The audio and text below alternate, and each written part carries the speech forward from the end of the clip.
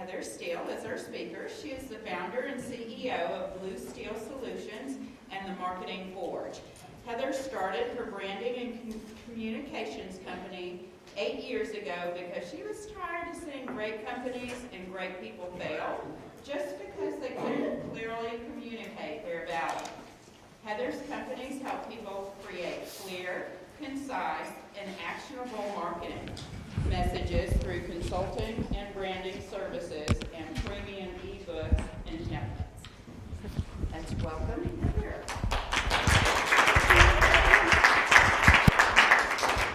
Let's see, is there like a clicker? Awesome.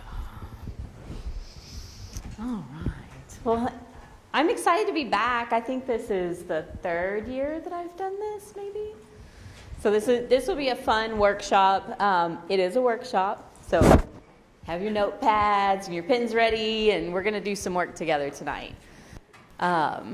So, like Tracy said, I am Heather Steele. I'm the owner and founder of Blue Steel Solutions, and she gave a great intro, but our job is really to help our clients or to help people that buy our products create really clear and effective marketing that reaches the right prospects so that they can actually grow their business. All of that work of creating really great marketing starts with what we call the business battle cry. You might call it an elevator pitch or a one-liner. There's a lot of different terms for it. But basically, it's coming up with a really succinct message of what you do and why people should care. So if you want to just quickly jot down this link right here, this bit.ly/TW Grant. If you go there, I do have a free marketing course that you can subscribe to. It's an audio course, so it's going to come to your email. You'll just be able to listen to it and learn lots of things. There's about 6 weeks worth of content, and so there's lots of stuff that I don't have time to go over tonight that I would love for y'all to get. And then we'll also send you, I've got one of our premium ebooks that you'll get as well. So you'll want to be sure to do that before the end of tonight. So what is a business battle cry? When I talk about your battle cry, I really mean this phrase that helps connect people to you or to your business, to help them understand what you do and why it matters to them. So some ways that you would use this battle cry once it's created are going to be just like what you just did, where you went around and introduced yourselves. This is a great way to use that. On your website, in your social media bios, in your email signature, and everything you do in your marketing, you can kind of run it through this filter of what we're going to talk about today and make sure that the messaging, the things you're saying, meet these points. Because otherwise, people just aren't really going to care. They're not going to get invested. They're not going to want to read more. They're not going to want to learn more about your business. So, little hard truth here. No one really cares about your business. It's your baby, it's super special to you, but no one really cares. Really. Even though she might love you, even your mama doesn't really care about your business. So what do you think people actually care about? Themselves. What do you do for them? Right. People care about how you can help them win. And so we're going to focus a lot today on talking less about you and more about how you help your customers win. And some of you did a really good job of doing that when you went around the room. Some of y'all really did a good job of introducing yourself by talking about the problems you solve. So y'all are already ahead of the game. So your battle cry should show people exactly what you help them with. And we're going to go through a few steps where I'm going to give you some things to think about and write down. And then at the end, hopefully we'll be able to create a battle cry for everyone here. So the first thing we need to think about is who it is that you are targeting. So if you think that your customers or your audience or your prospects are just everybody, anybody with a checkbook, if they can give me money, they're my customer. That is a dangerous way to go forward. As narrow as you can make that focus, the better. I can't remember your name, but you said you make soaps for people with sensitive skin. Natural skincare products. Yes, natural skincare products, I'm sorry. So we're taking this audience of everybody that has skin on their body, and we're narrowing it down to people that have sensitive skin and that care about using natural products. So take a couple of minutes and think about who it is that you're really targeting and see how narrow and specific you can make that. If you're already in business, if you've been doing this for a while, it also helps to think about like your favorite customers or clients. Who are the people that you have a profitable relationship with, but maybe they push you just a tiny bit to be a little better than you were before. You have a really good positive relationship. If you don't have that, think about who you might want that to be and make some notes about them. Yes? Can we ask questions now? Is it? Yeah, ask questions. So I guess, and I don't know if anyone else, and this has been brought up in several different classes that I've taken, but I feel like for me as a wedding planner, it's most of the time moms that are reaching out to me, right? And I don't know if anyone else, but I feel like when I'm posting and doing ads, I don't want to be targeting moms. I don't know. Why not? They're the ones that are paying for it, right? Like, I just feel like it should be like eye-catching to the bride, or I mean, maybe that, like, I meet the bride, or I talk to the bride, and they're like, oh, I'm gonna have my mom contact you. Right. You know? So I don't know if anyone else has that, where like, I feel like for me specifically, it's so hard to dial down that exact market, because sometimes it's grooms, or sometimes it's someone planning a party, or. Right. Now, it is okay to have different segments, right? So try to focus on just one for your exercise tonight, but when you're doing an ad or when you're creating messaging, it's okay. Uh-oh. I don't know what happened. I broke it. Uh-oh. I'll have to keep moving the slides back and forth so we don't freeze up. It is okay to think about multiple segments, right? If you do have, so you may have a group of ads or emails or messaging that targets those moms and talks about, this is how I can help you stay in your budget, make it a special day, and really honestly have some subtext in there about why it's their day too, because for most moms it is. So it is okay to have multiples. Just try not to be targeting everybody. Yes, your hand was up first. Yes, so for the wedding planning lady, I just want to say, I was taking a life coaching course, and there was a woman who, her brand was that she helps depleted moms. And and she really specifically said, she said moms, depleted moms. And so, it was effective because, it was clear, like everyone knew that she was the woman who works with the baby mom. So if you know somebody like that, they're going to send them that way. Right. So, just wanted to pass that on for if it helps you. Yeah, the more narrow you can keep that in your general messaging, definitely the more likely you are to get those referrals or have people say, I know exactly the person for you. So it would be in your favor to think about how can you narrow and keep that as specific as possible. Did you have a question? Oh, just a comment. One thing that really helped me was within my business plan, once I narrowed in on my target markets, I created an avatar for each one of those. So, That's a good idea. So like Kelsey's 36 and a half years old, Right. she's doing the half because she still wants to be young. She drives a Prius and has, a child in Montessori. Like, get as specific as you can. And when they talk about the week one, when they talked about the library resources, there are some resources out there with regards to business planning that tells you like where your target market lives, like what zip code. It will tell you how much money they make, what kind of music they listen to, what kind of car they drive, all that. And so we developed avatars for each one of ours, so that way when we're creating campaigns and writing content, it was like we were writing to one person instead of a group of people. Yeah, Anyways, I that's just great wanted to share advice. Awesome. Yes. I don't know how to put this. I go to several networking, and when we have setups like today tonight, usually the person that is going to talk, if we each start trying to sell ourselves, then we're going to listen to you less. So a lot of times when we go places, they tell us, please just say your name and what you do. Don't get this spill, because it takes so much time. By the time Yeah. you finish, 45 minutes is gone. And you may have to modify what you're saying based on the time that you're allowed, but you can still use this approach when you're talking one-on-one. Yeah, when you're talking one-on-one with someone or just in other areas of your marketing. I'm going to keep moving forward. We can come back to questions at the end. I think, are we done at 6:30? Okay, I just want to make sure we keep trucking along so we get through everything. So once you know who it is that you're trying to market to, then we want to think about what their problem is.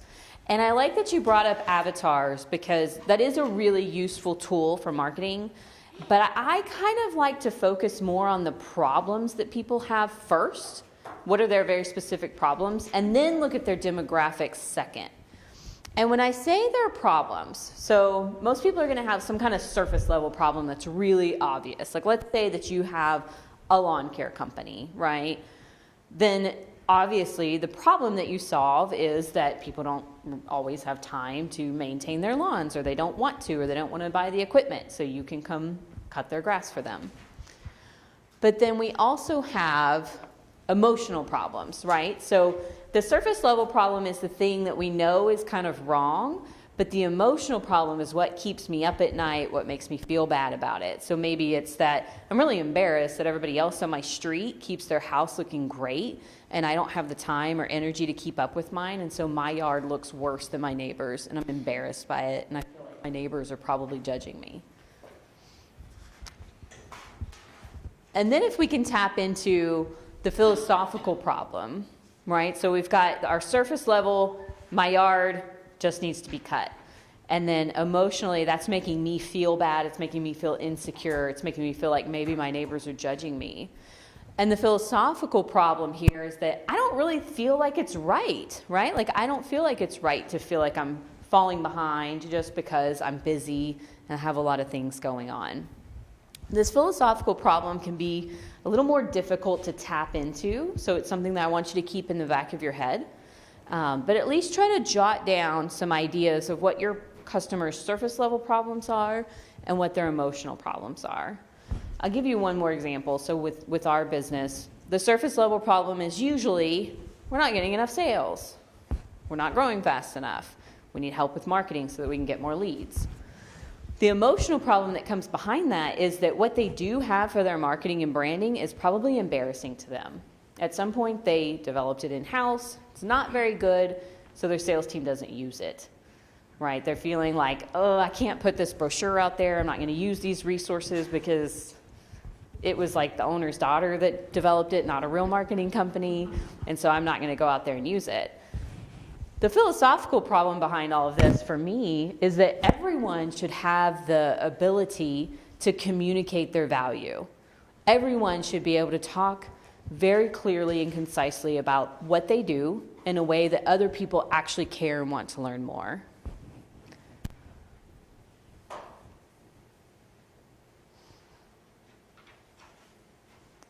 Does anybody have an example of the emotional or philosophical problem that their business tries to solve?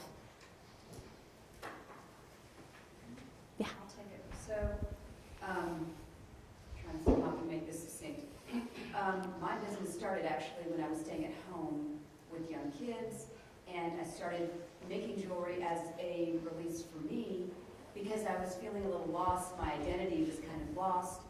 I have also noticed that problem on the other end of the spectrum as we age, we're taking care of aging parents.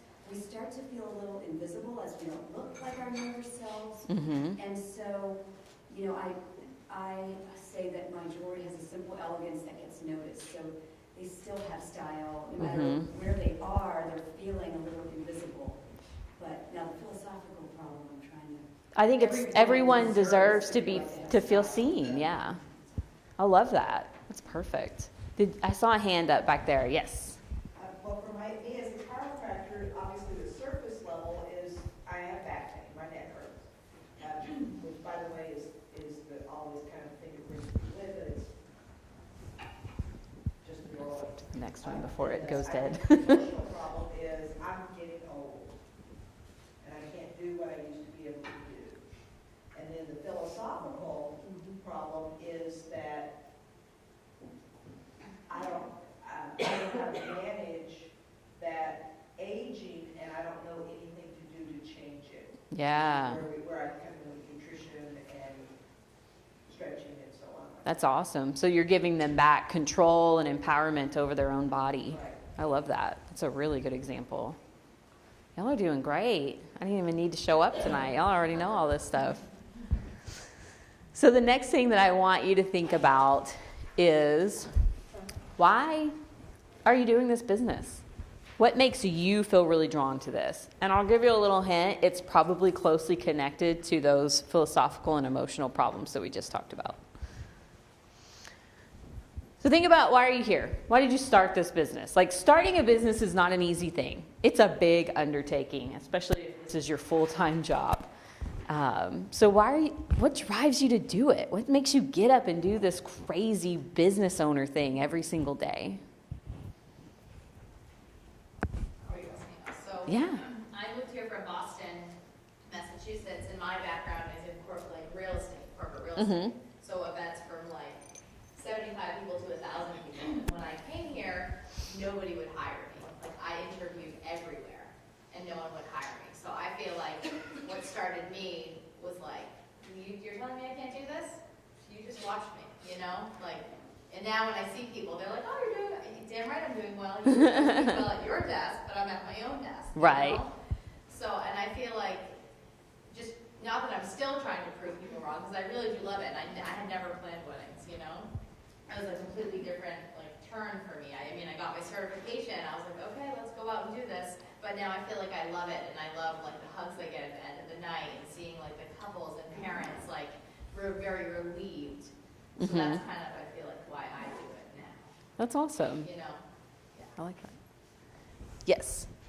Being retired from the military and, with my pension and all the other things that I have, I don't have to work.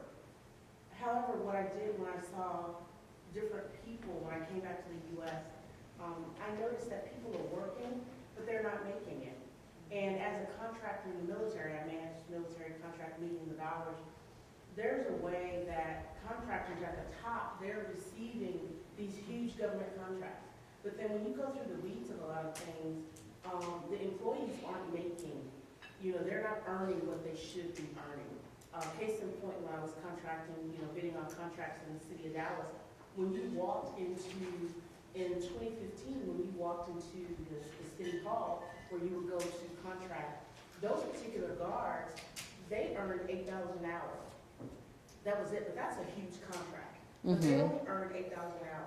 You can't live off of $8 an hour. No. So my goal is to turn all that around, to employ and of course bid and receive, use every element that I have to win a contract to provide a livable wage to the people that work those particular contracts.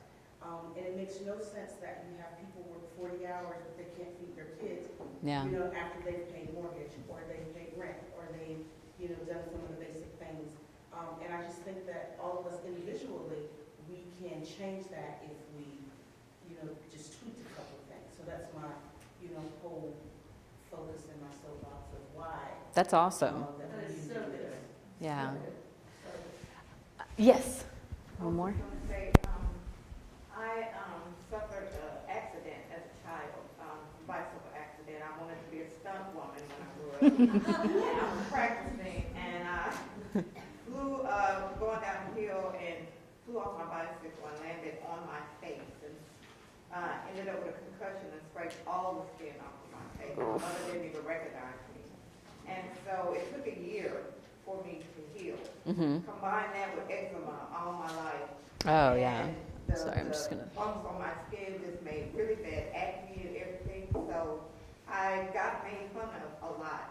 So that started Curabella, because once my babies got eczema, and they were just, just embarrassed, and didn't even tell me. I just had to find out, by walking in and seeing them, and them crying, I was like, oh no, I've got to do something, because everything that I tried, whether I paid a little or a lot, it just didn't work. Yeah.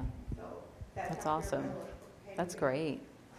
So I really like the why statements that y'all are sharing, and I think they're really important. One, because they're going to help you create an emotional connection between you and your customers.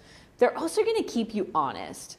So those of us who have been in business for a while, we know, like, there's tough times when it is real tempting to take on the project you know you shouldn't take on, or to quickly rush a product out, or to cut some corners because you got to make payroll, you got to pay your own rent, money's not flowing in the way it should. If you can keep your why, maybe print it above your desk or put it somewhere where you'll see it every day, so that you can filter every business decision you make, not just the messages you're sending out, not just what you're doing with your marketing, but filter your business decisions through, does this honor my why? Does this honor why I'm here? And it may be real hard to say no to things sometimes, especially when you really need some money coming in to be able to keep things going. But it will really keep you honest to why you're doing this, what your purpose is, and help you continue to drive a business that you're actually going to really love being in. Because it's not always fun and exciting every single day. It can be really hard. So I think that this message is something that's really important to spend some time with and really develop, so that, first of all, you can easily communicate it to those people that want to work with you and buy from you, but also just for yourself. It can really make a big difference in the way that you run your business. Okay, so the next thing that we want to think about in our little building blocks here is, what does the journey look like for people, right? How do they go from, you've just met me, to now we're going to do some work together, now you're going to buy my products, now I'm going to help you start solving those big problems that I know you're having. So I want you to think about, like, what are the 2 or 3 steps that people are going to go through to be able to make some sort of transformation, right? So for us personally, it might be, you know, first we're going to book a consult. We're going to really get to the root of the problems. Then we're going to create a simple plan that's very clear for you to understand with flat rate pricing, so you know what you're getting and what you're paying. And then we're going to implement that plan so that you have all the pieces in place you need to go out and confidently sell your business. So think about, what are those kind of, I wouldn't make it more than 4, 3 or 4 steps that you want people to follow to be able to get your product or service and have it actually start solving that emotional or philosophical problem that they're feeling. And it doesn't, you know, you don't need to get nitty gritty. We can keep it high level, but think about what those steps are so that you can tell someone exactly what their journey needs to look like. Did you have a question?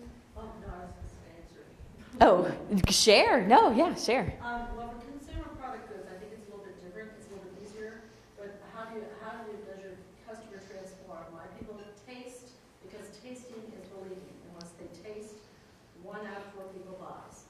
But what I want after they taste is I want them to come back and become a repeat customer, then I want them to become an evangelist for the Okay. product, that they tell their family, and then their kids and their husbands are reminding them to buy at the store next week. So it's a real, it becomes a family venture, then they tell their friends. Okay, so what would your steps be? If you were telling me about this cheese and you're telling me what we're gonna do. So you're gonna say, you're gonna sample this cheese and you are going to love it. You're gonna take it home and your family's going to lose their minds over how much they love it. And then you're gonna love it so much you're gonna tell every single person you know about it. That would be an example of what that journey needs to look like. So it's very clear and direct to what they need to be doing. Does that make sense? Yes. I really want to try this cheese too. Sounds very yummy. I really like cheese. Well, careful, it's a gateway drug apparently. Apparently so. Next year I'm going to come back and just be like, where's the cheese lady? I need my It's like fix. market saturation and then world domination. It's Yeah. The world in cheese. Did you have an example? Yeah, I was going to say my business is very easy to do this step because most people want housing. It's one of the needs that we need. So when it comes to housing, people come to me, and what happens is in the schools, they don't teach them about their credit. Mm-hmm. They don't teach them Time. a lot of things, how to budget or anything like that. So I take the role of listen and asking questions, and I do exactly what you're saying. You know, I counsel, I coach, and I have the plan, and then I find the money. I'm very good finding money. So if you don't have money, I can find the money for you. There's a lot of brains, so there's no reason why people should not have money. The only thing you have to work is with your credit. So that is easily achievable, but not many people do what I do.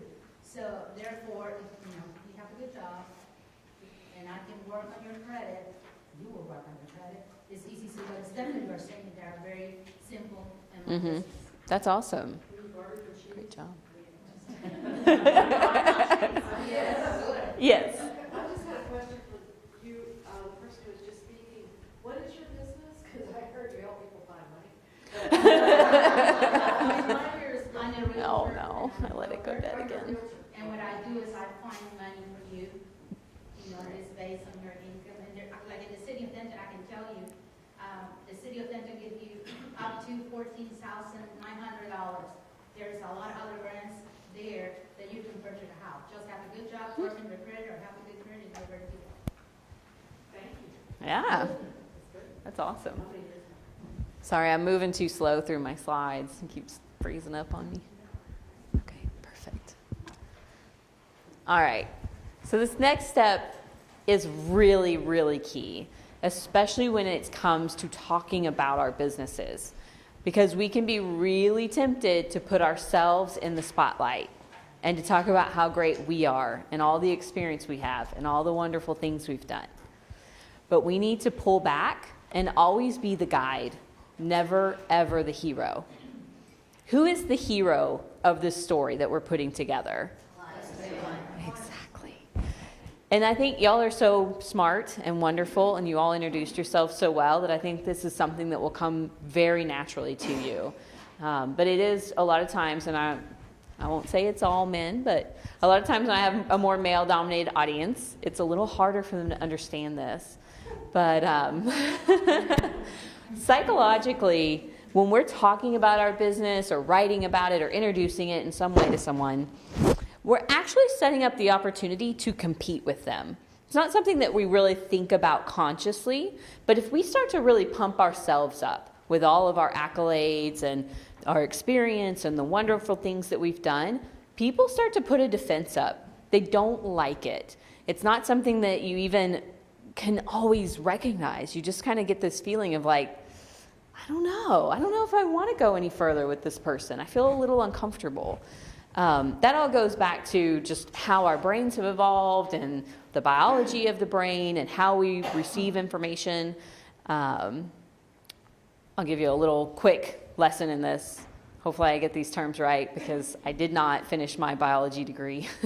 I ended up finishing with English. But whenever we receive new information, it's interpreted in the back part of the brain, which a lot of people call the croc brain. It's what developed first. It's like at the very top of the brainstem.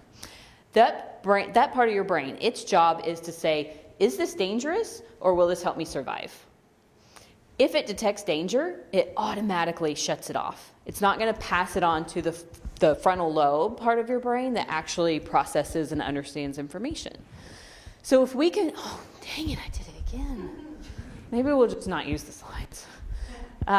If you can present information in a way that is non-threatening, that helps people understand this is something that's going to help me survive, then they're going to pass that information to the front part of their brain where it'll actually be understood. And they start to see, oh, okay, this person is going to help me find some money and I'm going to be able to buy a house and this is going to be amazing. So being the guide rather than the hero, anytime you're talking about your business, is going to automatically help people see this is crucial to my survival and I need to actually process it with the right part of my brain. Sorry, that's a little bit of nerdy biology stuff there. But I think it's super interesting to think about the way that we do process new information and how important it is to present it in the right way. If you think about, let's think of a movie example, right? So Star Wars. Luke is obviously the main character who's going through all kinds of ups and downs and problems, and he has happy times and he has very not happy times, and he's the one that's on this story arc, right? Obi-Wan comes in and he's really just guiding him through. We don't get a whole lot of story. We don't get a whole lot of the ups and downs. We know he's very talented. We know he's very wise. We know he has this really important backstory, but we're focused on Luke, right? So our customer is Luke, and we need to be the Obi-Wan that's kind of standing off saying, come with me, I'll show you what to do, Everything's going to be better. We're going to solve your problems. You're going to be the hero at the end of the day. And I'm just going to take you down the path and show you how to get there. So making that subtle change in how you talk and how you write about your business will just help people actually want to follow you and want to work with you rather than feeling defensive and put off. Did we lose it? No, I was gonna change the timer. Oh, thank you. Yes. So we're using like language would be, we help our clients do this, we help users do this, we were successful, and you give examples in that way versus. Right, exactly. If you start out with talking about all of your accolades and what makes you so great, and our company was founded, blah, blah, blah years ago, and we've had millions of dollars in revenue, and it's just not a way that people are going to be receptive. But if you start out with talking about, I know what the problems are, I've been there myself, I've felt that pain, I've found a way through, and I want to help other people do the same thing. Like, come along with me and we'll get through this together. Anybody have any questions while we wait for the slides? Are you Yes. story brand certified? This is all building a story brand. I'm not, but it's our methods are very similar. Yeah. It's funny because I hadn't ever even read StoryBrand until about a year ago, and then I was read it like, a few years ago, this is what we do. And I listened to the podcast. And It's great stuff. Yeah. I was like, well, take all my money because we're already doing this. Oh, that's okay. I can find it. Yeah, it's kind of StoryBrand and Simon Sinek combined together. Yes, I see you. You'll like this question. Is, how do you, what would be the process for working with you to guide, a business? Yeah, so I think I said it, but I'll say it again. So the first thing that we would do is schedule a consult. So we would sit down and talk about the problems that you're having in your business, talk about what your goals are, and see if there's even a good fit. Let's find out if we're the right people to help you through that. Then we create a plan that is basically flat fee of what it's going to look like per month or per project, and we lay out kind of exactly what we think needs to happen. And then our team would implement that plan for you so that you have all the tools and resources and necessary things to go forward and sell your products or services.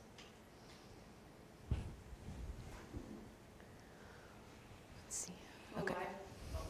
Oh, go ahead. Go ahead, my question will probably, you might answer it when you talk about this, so I'll. Okay, yeah. So, and this is really just reinforcing that piece of the journey, right? We have to tell them what to do next. We always have to tell them. It might seem super clear and obvious that they should go to the website and fill out the form, or they should call, or they should click add to cart and buy your product. But you have to tell people. Again, right, it's that croc brain that is not really processing things. It has to be told exactly what to do. So you always, anytime that you're talking about, writing about, having any kind of marketing messaging, you have to include a call to action. And that just tells them what they need to do next. Does that answer your question? Yeah. Okay.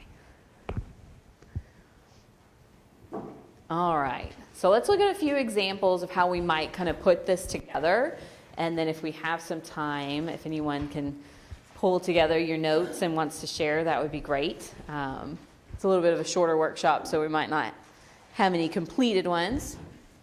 So let's say, okay, so this person may have started out with being an app developer, right? Like they would have shown up to a networking event and said, hey, I'm an app developer, and left it at that. So let's see how we can rewrite that. So I used to feel like a procrastinating, unproductive loser. It was a huge problem for me until I learned to use my phone to keep me on track and focused. Those tools honestly changed my life. Now I develop apps that help people use their phones to make their lives better. I can help your company change lives too. The first step is to book a free consult. Does Wednesday morning work for you? So, and I call this one the relatable problem, right? So we're kind of focusing on this more philosophical problem that everyone has, that we all kind of feel bad about being on our phones too much. And we bring that back into how they can help their company make a difference in the world. Does Anybody have any questions about this example? And this is how you might use this like at a networking event or when you're meeting someone or in an email. But keep in mind that you can take pieces of this framework and use it in other areas of your marketing, right? You could use this as part of a social media bio. You could tweak it to be in, emails or ads or maybe even like video content. So get really creative with how you might use it once you get comfortable. Okay, so this one I call the United Belief. This is the same thing instead of just saying, I'm an app developer. I believe every person deserves to tap into their greatest potential. Every one of us carries in our pocket a device that can help us become our greatest selves. I help companies develop life-changing productivity apps that transform phones from distracting, time-wasting devices into tools that unlock people's ambitions and dreams. That should not have 2 apostrophes in it. Go to my website and book a consultation. So same job, just a little bit different way of putting their statement together. Okay, last one. I don't really remember why I called this the OG battle cry, but we'll read it. I started OG Productivity, an app development company that helps businesses create life-changing technology because I was sick and tired of seeing people waste away their potential with their face glued to a screen. The first step is a free consult. You can book it at ogproductivity.com.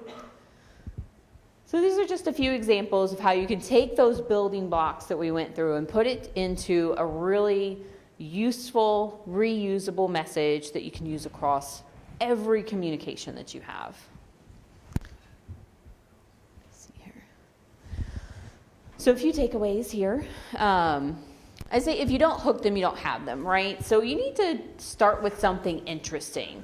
Start with a question, start with a problem that you know people have. Start even with a story, maybe you start with, I had this friend that had a problem, or you talk about yourself, the story of the bicycle accident was a perfect example of how to hook someone in. If you just start with, well, I have a marketing firm and we do content, it's not very exciting. People are already like, oh, that's not important to my survival, I'm done. This is a little takeaway from StoryBrand, is if you go back and look at, ancient peoples, even from the very beginning of mankind, story was a way that we helped create communities, share information, and actually helped us survive. Without the ability to tell stories, we couldn't say, hey, that berry over there will kill you. We couldn't say, don't go behind that rock because there's a big scary creature that might bite you. We had to have a way to share information, and a lot of that happened through stories. So hooking people with something interesting, something that's going to pull them into a story, or to something that opens the storyline, is just going to make them pay attention because they need to know, what is this information I'm getting? It's important to my survival. I'm going to continue listening to it. I say clear and simple is always better than cute and clever. I don't know how many times I've had to sit down with clients and tell them that their cute little tagline or something silly that they've come up with that they want to say is just not going to work because nobody knows what it means, right? We have to keep things very clear and simple. If you are good enough to make it clear and simple and cute and funny, then good on you, go for it. But if it's not clear and simple and people can't understand it, then it's not worth saying. Always have a call to action. Always, always, always tell them what they need to do next. And then practice this, especially if you're going to be using it out loud. Even if you're not, if you're going to use it on your website or in print material or anything like that, you want to have lots of eyeballs on it. Even though I said your friends and your mama and nobody really cares about your business, you can still guilt them into like reading things for you and giving you feedback. It can make them feel really bad if they don't take the time to do it. So get some feedback on that, and then if it is something you're going to be using out loud, practice it. Say it over and over when you're in the car, practice it to your spouse, practice it to your dog. You want to feel really comfortable saying what you do in a way that's meaningful and that's interesting. If you don't and you wait until you get somewhere like this, you're going to freeze up and go, I'm Heather, I do marketing, and sit back down. I've done it so many times. So practice, practice, practice. And then it's never done. Keep tweaking, keep changing, keep refining. See if you can make that message more and more specific to that ideal customer that you want to work with. I think, yeah, I'll just put that back up. So that's everything that I have for you today. If you have questions, I think we have a few minutes to take some of those. And then I'll stick around for a little bit too if anybody wants to ask questions. Did anyone magically come up with their own battle cry while we were sitting here? I know that was a lot to do. I usually have longer to actually workshop it. But if someone has one they want to share, maybe next time. If I see any of you on the street, I'm going to ask you for your battle cry. So be ready. Does anybody have any other questions before we close out? Yes. So in the examples that you gave, it started with, I think all three of them started with I. Mm-hmm. Right? Like if we are trying, like I'm a business, just me, myself, and I'm the owner. I do have an assistant, so I try to incorporate it as like we Okay. will help you. Is there any? I think that goes Like, either way. I try to Mhm. make it sound like it's not just a one-woman show. Right. Even though I'm like, we would love to help you on here, you know, contact us today to find out. Yeah. more info. No, I totally In reality, agree. No matter what it's gonna be. It's going to be you, yeah. I'm the same way. I mean, even I've got a small team, but I'm usually the one interfacing. I think, as long as you're consistent, Okay. right? Just kind of pick a direction to go in with that and stay consistent. Now, I would So just stay personal, consistent. I felt like all three of the examples talked about like how they could help solve the problem. And I was seeing So, that more as like a started with the freelancer. problem, like, hey, this is what I'll help you do. Because I do this, contact me here. You know what I'm saying? I feel like Yes. you start with the issue, like, you're already solving their problem when they read the first line. Right, you want to hook I them used with to be a that, right? procrastinator. It's like, yeah, so did I. Like, Yeah. they can relate to you. Exactly. You want to create that problem that everyone goes, yep, Yes, that's I me. have that. Or I know who that is, so that they can either get more information from you or refer you. Did you have a question? I found for me as an artisan though, people like, I started saying we, it was me, myself, and I. Uh-huh. But I've changed to I because they like dealing with me directly and they like the idea that, and I am in my studio creating. Yeah. So maybe it depends on. It definitely depends on the business and how you're presenting the business, and yeah, I mean, that's got to be a Maybe personal they like decision. The idea of you having a team. Well, they're always like, do you have a team? I'm like, of course. I'm like, all my personalities. I'm like, it's me and my associate, right? Yeah. As long as it feels right to you and it feels sustainable to talk in that way, I don't see any problem with it. Anybody else have any questions? All right. Be sure to sign up for the marketing course so that you get your free download. And I think, are y'all going to email the slides out or anything? There's a link, so you should be able to get the slides. That way you can go back through and really take your time working through those building blocks. So thank you all.